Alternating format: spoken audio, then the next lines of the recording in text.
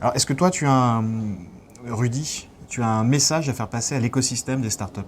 Ça va être un message financier, puisque Ah. ça reste ma fonction principale. Monsieur est directeur financier, Oui. je vous le rappelle. Donc, c'est un message, plutôt une sorte de déception à chaque fois. C'est-à-dire qu'on va rencontrer des startups qui vont faire une offre extrêmement disruptive, qui vont te dire, voilà, ça c'était l'ancien monde, voici le nouveau monde. Et dans ce nouveau monde, en plus, je vais vous faire gagner du temps, gagner de l'argent. Voilà, c'est le package qu'on te vend est très séduisant.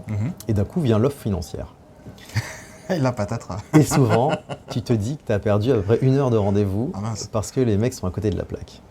Donc, ce qui est important, c'est si vous êtes dans cette offre disruptive, au bout d'un moment, il faut aussi que l'offre financière le soit. Vous avez la chance d'accéder sur un marché et de vous dire, en étant les premiers à casser les codes, à changer, il faut aussi que le raisonnement s'applique dans la partie financière. Mais alors, est-ce que moi je suis une start-up, j'ai une offre disruptive qui t'intéresse, d'un point de vue service, ou matériel d'ailleurs. Est-ce que je peux discuter avec toi de l'offre, peut-être la formuler avec toi? Au contraire, c'est extrêmement important. C'est-à-dire que souvent, et en plus c'est des chiffres qui ne sont pas faciles d'accès, les chiffres de la santé, donc souvent on se trompe complètement sur la capacité des hôpitaux à investir, sur les budgets qui sont alloués. Donc au contraire, s'il y a des questions, il faut venir me voir. D'accord. Et dans ce cas-là, je peux mettre en place la réalité du terrain et les capacités des hôpitaux, puisqu'on va avoir tous les mêmes problématiques. On a tous le même client, qui est l'État. Oui.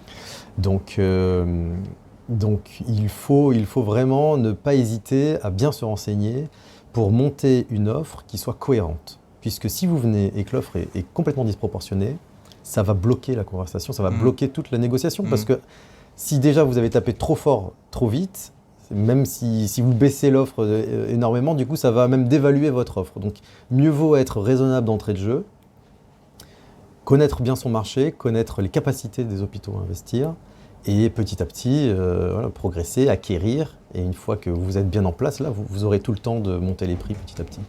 Donc le message Même si je ne devrais pas le dire. Mais j'ai remarqué que toi, tu commences par les prix les plus bas. Du coup, oui, c'est ça. Si on commence très bas, on est bon. En tout cas, le message est clair. Ne tapez pas fort sur un directeur financier, il n'apprécie pas du tout.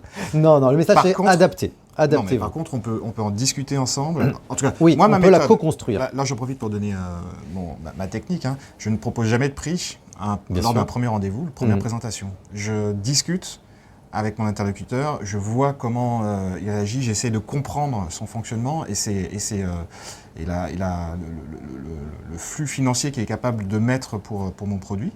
Et après, je co-construis effectivement l'offre avec une proposition adaptée. C'est ce qu'il faut faire, puisque c'est comme toutes les plantations, on vous dit souvent, la première impression, elle est ce qu'on va retenir d'une heure de rendez-vous, c'est du coup la première impression et la dernière. Et quand la dernière, elle est juste catastrophique parce qu'on s'est aperçu qu'on ne pourra jamais travailler ensemble, même si on a passé du temps sur une réunion, c'est très compliqué après de revenir. Ça peut être difficile à appréhender du point de vue de l'entreprise. Donc mieux vaut de rien dire, de prendre les informations, de venir ensuite avec une offre structurée, expliquée. Dans un second temps. Voilà. Il y a peut-être un autre conseil. Oui. Les allégations de je vais vous faire gagner 50% de temps, 30% de temps administratif. Voilà. Ces choses-là, quand vous les sortez, soit vous avez malheureusement vraiment travaillé dans le service et vous avez vraiment pu apporter des éléments concrets, soit il y a une vraie étude indépendante qui a été mise en place. Mais faire attention à ces choses un peu trop rêveuses. Je fais un peu rêver le chaland. Je te propose des choses qui n'arriveront pas dans la vraie vie. Donc attention aussi parce que ça va décrédibiliser toute l'offre. Donc il faut faire attention. Alors, je sais que c'est un peu la mode de commencer la première slide. Grâce à moi, je vais laver plus blanc que blanc. Sauf que, attention, que ça ne vous desserve pas.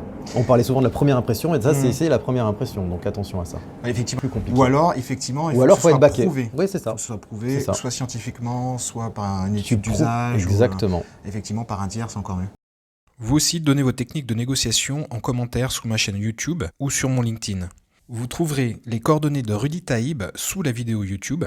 Vous pouvez liker cette vidéo sur YouTube. Vous pouvez aussi vous abonner à ma chaîne YouTube. Vous pouvez aussi visiter mon site internet startupsergio.com. À bientôt.